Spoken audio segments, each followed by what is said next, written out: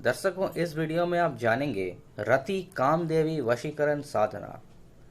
इस साधना को जो भी पुरुष कर लेता है वो किसी भी नारी या स्त्री को पलक झपकते ही कामातुर कर उससे संभोग क्रीड़ा रचा सकता है। इस साधना की जानकारी लिंग पुराण में मिलती है। कहा जाता है कि प्राचीन समय के कुछ महान राजाएं इस साधना को अपनी अय्याशी के लिए सिद्ध कर रखते थे, परंतु इस साधना को जन साधारण से दूर रखा जाता था।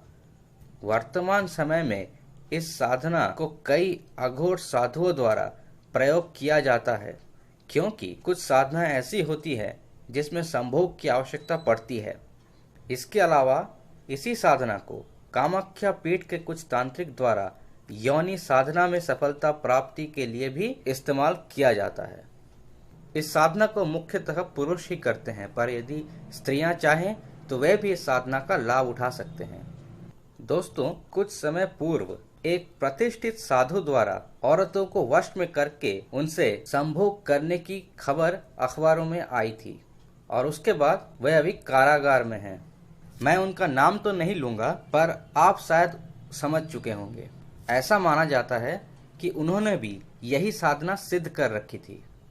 एक बार ये साधना सिद्ध हो जाए, उसके पश्चात किसी भी स्त्री या पुरुष को अपने काम जाल में बांधा जा सकता है और ऐसा कई प्रकार से किया जा सकता है।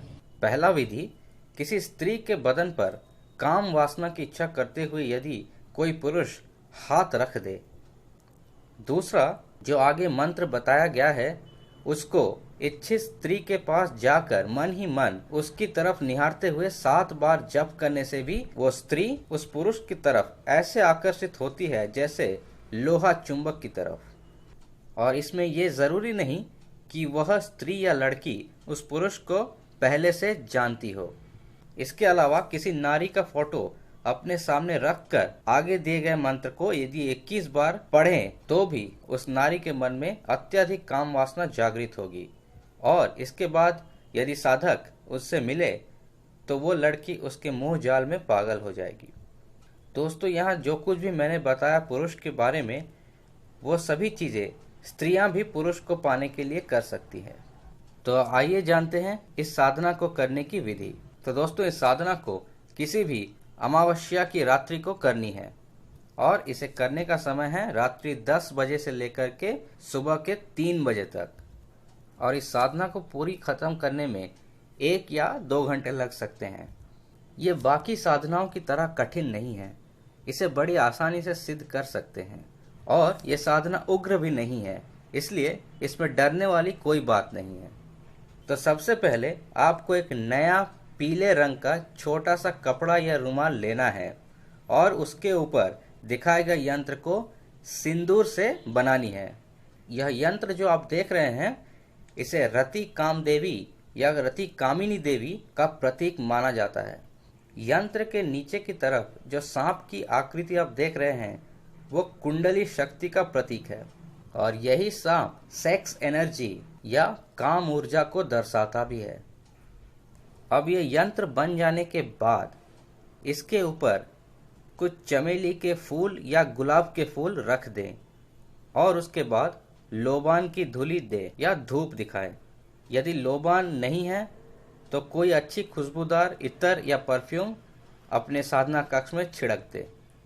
अब आप पश्चिम दिशा की ओर मुख करके बैठ जाए और इस यंत्र को अपने सामने रखें। बैठने के लिए किसी भी कपड़े की आसन का प्रयोग कर सकते हैं। अब दिखाए गए मंत्र का 1008 बार जप करें। जप के लिए काली हकीक की माला सर्वश्रेष्ठ रहती है, पर यदि ये उपलब्ध ना हो तो आप कोई भी माला का प्रयोग कर सकते हैं। अब मंत्र इस प्रकार है: ओम नमः कुम कुम ठम ठम चिमी चिमी हा हा हुम। दर्शकों, हर एक बार मंत्र जाप करने के पश्चात उस यंत्र को एक बार अवश्य देखें। यह साधना आपको बंद एकांत कमरे में करनी है और निर्वस्त्र या नग्न होकर करनी है। 1008 बार मंत्र जप के बाद आप वहीं साधना कक्ष में नीचे जमीन पर चादर बिछाकर सो जाएं। खटिया या पलंग पर उस दिन ना सोएं। लोबान को उसी प्रकार जलते रहने दें।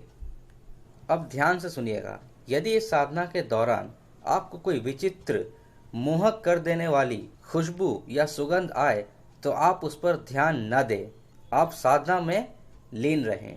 इसी प्रकार यदि आपको कोई प्यारी सी बच्ची की आवाज़ सुनाई दे तो भी उस पर ध्यान ना दें। यह सब आपकी साधना को भंग करने के लिए किया जाता है, लेकिन आप इनसे कदापि न डरें। यह कोई भूत प्रेत या पिशाचिक साधना नहीं है। ज़्यादा से ज़्यादा यदि कोई गड़बड़ हो जाती है तो यही होगा कि यह साधना सफल ना हो पाएगी। ऐसे में यह साधना आप पुनः अगले अमावस्या के रात को कर सकते हैं। अब सोने से पहले जितनी भी फूल आपने यंत्र के ऊपर रखी है उसे एक बार गिन लें। सुबह उठकर आप पाएंगे कि उसमें से एक फूल कम है। अब बाकी के फूलों को लेकर अगले दिन पीपल वृक्ष के नीचे रख आएं और उस कपड़े को जिस पर आपने यंत्र बनाया था कहीं छुपाकर अच्छे से रख लें। अब अमावस्या के चौथे रोज, यानी यदि अमावस्या 1 तारीख को है मान लें, तो 4 तारीख को उस यंत्र को फिर से निकालें। अब आप पाइएगा कि उस यंत्र में कुछ अलौकिक आकृतियां बनी हुई मिलेगी। यह आकृति हर एक साधक के लिए अलग अलग हो सकती है। तब इस साधना को सिद्ध हुआ समझना चाहिए। अब इस यंत्र की शक्ति बने रहे इसलिए हर अमावस्या को उस यंत्र के सामने जो पीछे मैंने मंत्र बताया उसको 108 बार जप करें। जब तक वो पीले कपड़े में यंत्र सही सलामत आपके पास है तब तक ये सिद्धि भी आपके साथ है।